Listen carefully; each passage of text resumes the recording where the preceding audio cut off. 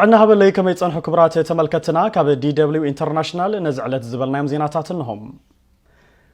ፎረም ብሄራውያን ውድባት ፖለቲካ ትግራይ ሕብረት አፍሪካ ምስ መንግስቲ ኢትዮጵያ በመዃን ኣብ ትግራይ ዝተፈጸሙ ግፍዕታትን ገበናትን ከጻሪ የምባሉ ተቐባልነት ከም ዘይብሉ ኣፍሊጥሎም ተወሳኺ ከም ዝስዕብ ክነቕርበልኩም ኢና ሳልሳይ ወያነ ትግራይ ብሄራዊ ባይቶ ዓባይ ትግራይን ውድብ ናጽነት ትግራይን ዘካተተ ፎረም ብሄራውያን ውድባት ትግራይ ትማሊ ናብ ኮሚሽነር ሕብረት አፍሪካ ኣብ ዝለኣኾ ደብዳቤ መንግስቲ ኢትዮጵያ ሓይልታት ወፃኢ ዓዲሙ ኣብ ትግራይ ኩናት ከም ዝወልዕን በዚ ኩናት ድማ መዘና ኣልቦ ግፍዕታት ከም ዝፈጸመን ብምሕባር እዞም ግፍዕታት ብምሉኦም ብዘይ ሸራውን ዓለም ለኻውን ኣካል ንኽጻረዩ እናጸውዐ ከም ዝጸንሐ ኣዘኻኺሩ ይኹን ደኣምበር መንግስቲ ኢትዮጵያ ነዚ ጻውዒት ጸማም እዝኒ ሂቡ ድሕሪ ምጽናሕ ሕዚ ግና ምስ ሕብረት አፍሪካ ኮይኑ ጻሪ የምባሉ ተቀባልነት ከም ዘይብሉ እቲ ፎረም ገሊጽሎም ኮሚሽነር ሕብረት አፍሪካ ሙሳ ፋቂ መንግስቲ ኢትዮጵያ ምስ ክልተ ሃገራት አፍሪካ ኮይኑ ብዝፈጸሙ ኩናት ንዝወረደ ጋዶን ዝተፈጸመ ግፍዕታትን ግቡእ ሕጋው ተግባሪ ብምባል ከም ዝደገፍዎን ሕዚ በጽሖም ሕብረት አፍሪካ ነቲ ኣብ ልዕሊ ህዝቢ ትግራይ ዝተፈጸመ ግፍዕታት ዘየሸራው ኣካል ኮይነ ከጻሪ ዝብል እምነት ከም ዘይብሎም ሰለስቲኦም ውድባት ፖለቲካ ትግራይ ኣፍሊጦምሎም ሕብረት አፍሪካ ቀንዲ ዕላምኡ ጎንጽታት ጠጠው ምባልን በሰላም ክፍትሑ ምግባርን ይዝበለ ደብዳቤቱ ፎረም ዘጊድ ግና እቲ ሕብረት ብዛዕባ ኩናት ትግራይ ብሕጭ አይበለን እዚ ድማ ንስቅያት ህዝቢ ትግራይ ከም ዘይግደስ ይዘርእ ብምባል ነቲ ኣብ ትግራይ ዝተፈጸመ ግፍዕታት ብግቡእ ምጽራዩ ከም ዝጠራጠሮ ኣፍሊጥሎም መንግስቲ ኢትዮጵያ ነቲ ኣብ ትግራይ ዝተፈጸመ ግፍዕታት አውራ ፈጻምን ገበነኛን ከም ዝኾነ ዘመላኸተ ደብዳቤቱ ፎረም መንግስቲ ኢትዮጵያ ነዞም ግፍዕታትን ገበናትን ምስ ሕብረት አፍሪካ ብምዃን ብቕንዕና ከጻርዩ ኢሎም ከም ዘየኣምኑን እዚ ኣካይዳ መንግስቲ ኢትዮጵያ ነዞም ገበናት ንምሽፋን ክጥቀሙሉ እዩ ዝብል እምነት ከም ዘለዎምን ሓቢሩ ስለዚ በዚ ኸይዲ ቁኑዕ ምጽራይ ክግበር እዩ ዝብል ተስፋ ከም ዘይብሉ ዝገለጸ እቲ ፎረም ኮሚሽን ሰብኣዊ መሰላት ኢትዮጵያ ድማ ኣብዚ ተግባር ምጽራይ ዋና ተዋሳኢ ክኸውን ምግባር ነቲ ሓፈሻዊ ከይዲ ተኣማኒ ከይኸውን ከም ዝገብር ኣገንዚቦም እቲ ኮሚሽን ኣብ ጨፍጫፍ ማይካድራ ዝወሰዶ ወገናዊ ቅዋምን ከም ጨፍጫፍ ኣክሱም ዝበሉ ገበናት ክሳብሎም ዘይምጽራዩን ተኣማንነት ከም ዘይብሉ እዩ ዘርኢ ዝበለ እቲ ፎረም ሕብረት አፍሪካ ካብዚ ብደም ዝጨቀወ ኣእዳው ገበነኛታት ነፃ ንምግባር ተሓቂኑ ዘሎ ሽርሕን ምምሳል ተግባርን ንባዕሉ ንከርሕቕ ድማ ሚዒድሎም በተመሳሳለ ዜና ኣብ ቦምበር ኮሚቴ ጉዳያት ወጻኢ ኮንግረስ አሜሪካ ግሮግሪ ሚክሰን አባል እቲ ኮሚቴ ዝኾኑ ሚካኤል ማክዌልን ኣብ ዘውጽዋ ሓበራዊ መግለጺ ንምብራስ ዓሌት ማለት እውን ኤትኒክ ክሊንሲንግ ሓዊሱ ኣብ ትግራይ ዝተፈጸሙ ኩሎም ግፍዕታት ብዘይ ሸራዊን ዓለም ለኻውን ኣካል ንኽጻረዩ ኣገንዚቦም ከምኡውን እነዚ ገበን ዝፈጸሙ ኣካላት ተሓተት ንምግባር አሜሪካ ምስ ተሓባበርታን መሓዙታን ኮይና ስጉምትን ክትወስድ ከም ዘተሓሳሰቡ እቲ ኮሚቴ ኣፍሊጥሎም እዚ ከምዚ ኢሉ እናሃለወ ኣብ ትግራይ ዝተፈጸሙ ግፍዕታት ውድብ ሕብራት ብዝመርሖ ዘየሸራውን ዓለም ለኻውን ኣካል ንኽጻረዩ 56 ዝኾኑ ዘይመንግስታውን ትካላውን ተጣበቕቲ ሰብኣዊ መሰላት ኣፍሪካ ጸዊዖም ኣለዉ እዞም ኣብ ዝተፈላለየ ሃገራት ኣፍሪካ ዝንቀሳቐሱ 56 ዝኾኑ ዘይመንግስታውያን ትካላትን ተጣበቕቲ ሰብኣዊ መሰላትን ኣፍሪካ ከምኡውን 11 ፍሉጣት ሰብ ሞያ ሕጊ ኣፍሪካ ንኮሚሽነር ሕብረት አፍሪካ ሙሳ ፋቂ ኣብ ዝጸሓፍዎ ደብዳቤ ኣብ ትግራይ ይካየድ ኣብ ዘሎ ኩናት ዝተፈጸሙ ግፍዕታት ብትኽክለኛ መንገዲ ንኽጻረዩ ሕብረት አፍሪካ ተበግሶ ወሲዱ ንኽሰርሕ ጸዊዖም ኣለዉ ከምኡውን እዞም ገበናትን ግፍዕታትን ውድብ ሕብራት ሃገራት ብዝመርሖ ዘየሸራውን ዓለም ለኻውን ኣካል ብምሉእነት ንኽጻረዩ እቲ ሕብረት ኣብ ልዕሊ ፋሽስት ኣብይ ኣሕመድ ጸቕጥን ክገብር ከም ዝጸውዕውን አፍሪካን ዲፈረንድስ ጸብጺብሎም ሓላፊት ጉዳያት ሰብኣዊ መሰላት ሕብራት ሃገራት ሚሸል ባችሌት ኣብ ክልል ትግራይ ተፈጺሙ ዝተባሃለ ገሰት ሰብኣዊ መሰላትን ገበን ኩናትን ንምምርማር ምስ ጉጅለ ወልቀ መላኺ ኣብይ ኣሕመድ ሓበራዊ ምርመራ ንኽገብሩ ከም ዝተስማዕምዑ ወሃቢ ቃል እቲ ትካል ዕላው ገይሩሎም ይኹን ደኣምበር ንኣሜሪካን ሕብረት ኣውሮፓን ሓዊሱ ኣብ ትግራይ ዝተፈጸመ ገበን ምጽናትን ዘርእን ጥሕሰት ሰብኣዊ መሰላትን ዝኾነ ይኹን ውግንና ዘይብሉ ዘየሸራዊ ኣካል ንኽጻረም እናጸውዑ ቀንዮም እዮም መንግስት ትግራይ በወገኑ ኣብ ልዕሊ ህዝቢ ትግራይ ንዝተፈጸመ ምጽናት ዘርእን ገበን ኩናትን ዘጻሪ ዘየሸራው ዓለም ለኻዊ ኣካል ተጣይሹ ብነጻነት ንምጽራይ ዘኽእል ኩነታት ክመቻቸወሉን ስራሕ ክጅምርን ኣብ ዘውጾ መርገጽ ማመሰላም ምጽውዕውን ዝዝከር ዜና እዩ ኣብዚ ጉዳይ እውን ተወሳኺ ዝርዝር ዜና ክህልወና እዩ ከም ዝስዕብ ክቐርብ እዩ ኮሚሽን ሰብኣዊ መሰላት ኢትዮጵያን ሕብራት ሃገራት ዓለምናን ኣብ ትግራይ ንዝበጽሕ ዘሎ ምጽናት ዘርኢ ጥሕሰት ሰብኣዊ መሰላትን ሓፈሻዊ ዕንወትን ሓበራዊ ምርመራ ንኽገብሩ ኣብ ስምምዕ በጺሖም ተባሂሎሎም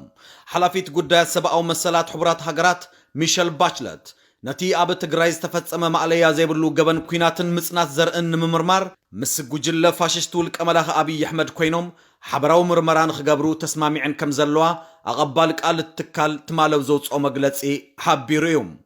እዚ ሕቶም ብኮሚሽን ሰብኣዊ መሰላት ኢትዮጵያ ዝቐረበ ሕቶ ከም ዝኾነን ትካለን ድማ ብኣወንታ ተቐቢልዎ ከም ዘሎም ወሃብ ቃል ትካል ጆናታን ፎውለር ንኣጃንስ ፍራንስ ፕረስ ተዛሪበሎም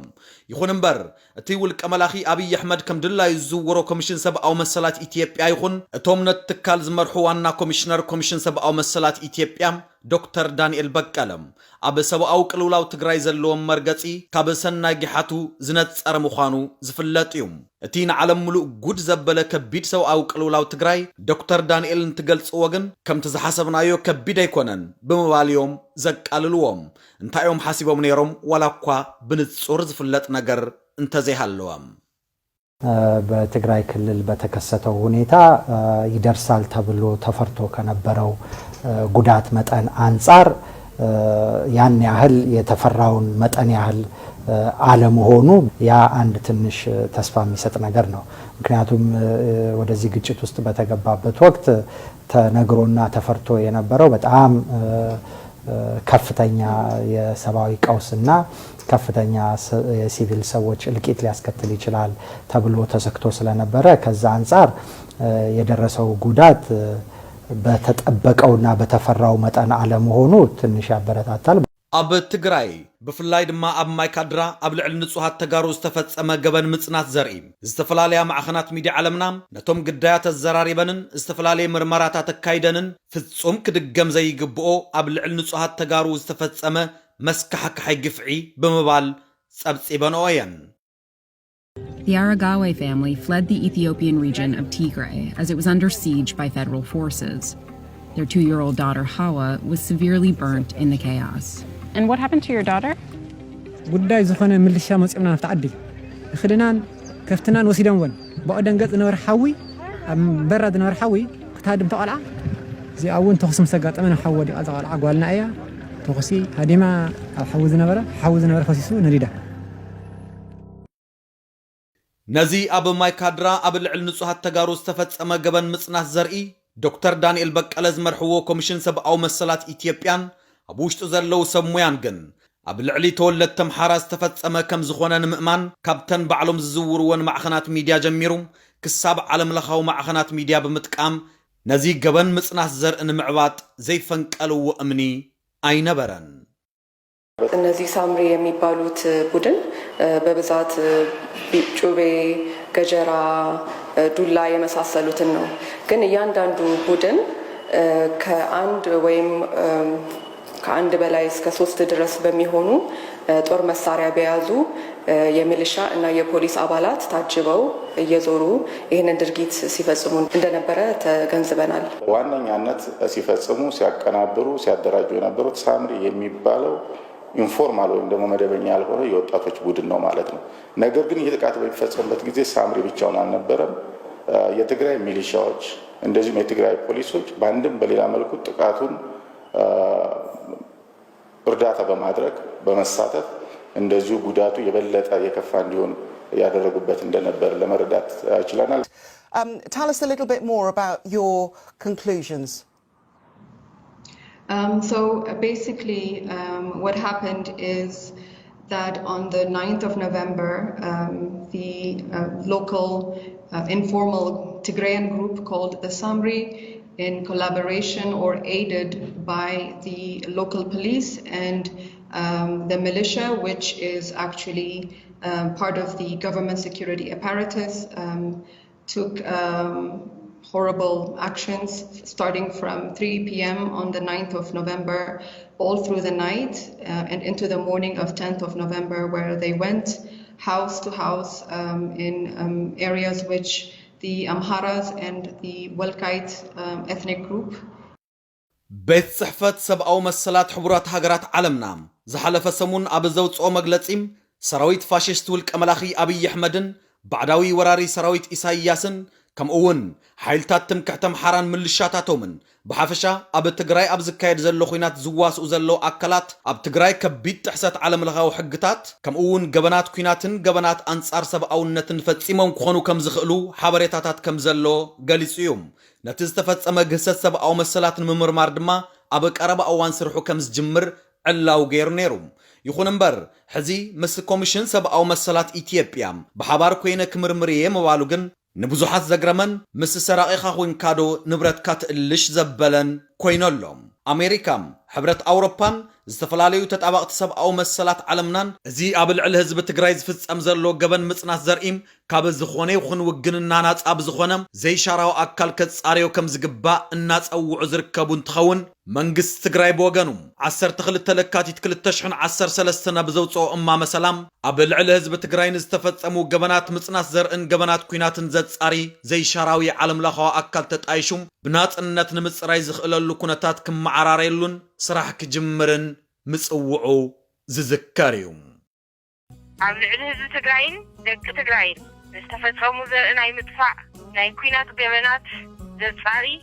زي شارع وعالم لخاوي عكال تتعيشو بنت عنس نمسراي زخ الكونتات كم تاتولون صراح كجمرن تخيل تراحيو منقست تقرأي عسر تخلت نكاتيت خلت شحن عسر سلستن عامة مهلت ودب حورات منقستات مستي ولك أملاخي أبي أحمد كم دلا يزورو كوميشن سب أو مسلات إثيوبيا خوينم أب تجراي جبن مصناس زرق كمرمريه مبالوم بزحات زي تقبلوا وانت تخون اتتكال نزي جميرو وزلو دوابيلوم بغلطوف فتصوم زي شراوي علم لخاو أكلت عيشو مرمر وككايد الناس أو يركبوم قفعتات صلاتي حزب تግራይ بزخف أملكعو كم زقصلن حزبنا غنا بزي كيتسكونم ناب حيلتات مكلخال تግራይ እናተጸምበረ ከም ዝኾነን ተፈሊጥሎም ወኪልና ኣብዝ ጉዳይ ኣድሂቡ ዘዋረዶ ጸብጻብ ድማ ከም ዝስዕብ ክቀርብ እዩ ወራርሰት ፈሽታዊ ኣሕመድ ባዕዳ ወራሩል ከመና ሰራዊት ኢሳያስን ተስፋፋት ሓይልታትን ክተብሃረን ኣብ ልዕሊ ህዝቢ ትግራይ ዘካይድ ወዘሎ ዘርኢ ናይ ምሳት ግብዕንቻ ሳብ ሕዝቦን ኣጠራኺሮም ኣስሮም ደለው ኣብ ሰመማ ዕለት ኢሳር 4/5/2013 መሃያ ንመቐባል ይኸዱ ዝነበሩ 4 መምሃራን ኣብ ኬላ ብምጽራሕ ናበይ ትኸድለኹም ኢሎም ዝሓተቶም እንትኾኑ መሃያ ንመቐባል ይኸዱ መላኦም ዋላ ተሓበርሎም ኣብ ዚሳይ ክኸዱ ዘለኹም ብምባል ዘፈጭ ደፋዊ ጨፍጨፍ ብሞታን ሸዓልተ መዓልቲ ከይለዓሉን በመኽልኻን ፅሑፍ እንትኾኑ ተስከሬን ብቻነን ብሰደድ ከንብን ምብላዕ ዝጀመረ ተናዓይል ክቕበር ከም ዝፈቐዱ ሚፅታትና ካብቲ ሓዲሮም ብኻልእ መዳይ ድማ بلد 5/5/2013 عام تبرد سراويت فاشتاوي أحمد هذا داعي بهرت كيس أنا تخان زيجات منعسي عشان كيمهم دوسرهم تخونو كم سلسة عم من جد بدرس كحونتات اللي قتلهم دخلوا تخونو كم سنة فجد بحدا قتلهم أبحرنا يجمع أجرام مليان أنا 15 سنة كاتيت 15 سنة سير ما أبسيها خبر عليك شاشون من منعسي تمسافة لشكيمهم من عدير يسوسرهم كلهم بتسكح كانن فاشت بعد وراء سرايت إيجاد تقتلهم بحفشة أما الناس اللي يسموا زلوا زرنا يمتلك في الجسافن كما تصال النتعو التناخيرهم يقتل لله يتغلزم هذا يتبع عليه التجراي زلوا في حرينهم لكن زور منعسنا وحيثات من كل خان تجراي تقدر كم زلون كما سخرما أبانا تزبط كل شيء تمام قال يدخلوا براتهم جيزون ناو حرام مريت تجراي ناو حيثات من كل خان تجراي السلام تنبارهم لمثلات تخيل الله تجراي تسعر وكل انت أنا تجراي كاو كتمام غلا كاب دي دبليو انترناشنال زيناتاتنا حزوننا قصل يوم بريزيدنت جو بايدن كينات تግራይ بسلاماዊ መንገዲ ኣብ ዝፍትሐሉ ኣገባብ ምስ ፋሽስት አብይ አሕመድ ንኽዘራረቡ ንላዕለዋይ በዓል ስልጣኖም ከም ዝላኣኹ ተሓቢሩሎም ናይ ቀረባ መሳርሕቲ ፕሬዝደንት ጆ ባይደን ዝኾኑ ሴናተር ክሪስ ኩኑስ ኩናት ትግራይ ሰላማዊ መዕለቢ ኣብ ዝረኸበሉ ኣገባብ ምስ ፋሽስት አብይ አሕመድ ንምዝታይ ናብ አዲስ አበባ ከም ዝኸዱ ቤት ጽሕፈት ፕሬዝደንት ሃገር አሜሪካ ዋይት ሃውስ ገሊጽሎም ሴናተር ኩኑስ ንፎሬን ፖሊሲ ኣብ ዝላኣኽዎ ሓበሬታ በቲና ተጋደደ ዝመጸ ቅልውላው ትግራይ ኣነውን ከም ፕሬዝደንት ጆ ባይደን ተሻቂለለኹም ምክንያቱ ድማ እቲ ኩናት ንምርግጋዕ ዞባ ቀርና አፍሪካ ዓብይ ስጋት ስለ ዝፈጠረ እዩ ብምባል ናብ ፋሽስት አብይ አሕመድ ከም ዘብጽሑ ተዛሪቦም ኣለዉ ሴናተር ኩኑስ አባል እቲ ዝለዓለ ተሰማዕነት ዘለዎ ኮሚቴ ጉዳያት ወጻኢ ሴኔት አሜሪካ ኣብ ልዕሊ ምዃኖም ኣብ ትግራይ ይካየድ ዘሎ ኩናት ኣትሪሮም ካብ ዝነቕፉ ላዕለዎት ሰበስልጣናት አሜሪካ እውን ሓደ እዮም بخالق زينا منجست أمريكا قديات نخوينات تجري زوعل أستات 52 مليون دولار سبعة أو حاجز كم ذهب منيستر قديات وصاي أمريكا أنتوني بلينكن قالت اللوم وتعدرات فاشيشت أبي أحمدن بعد سراويت ولك أملاخ إساس أفوركن أبزق النيات أبو ورداتات سحرت سامرة لعل حدميتن 7 سلامويان سبات بقفعي كم زقتلو أبناي بقدمت مال زينانا حبيرنا نيرنا توم حيلتات وررتي بزسك حق قفعي ناي زقتلو وموغنات ريسام نخيل لعل بمقبارهم نحادثو من زاك كلابو كتسنح خيليوم بزيست العال دما قال يوم درار أراويت كم زخونو تفليت اللهم أبو وردا سامرة أبيا برزبا قشت أولع كابز تقتلو كبابي سلسا وغنات فانتاي بريهو كيروس جبرم هافتاي هايل مريم برهانو تسفاي أشنافي غويتومن بلت أتصحين يركبوهم قدايات ازي أرمنياوي تكبار زر مثل دما كمز السعبت إحنا لهم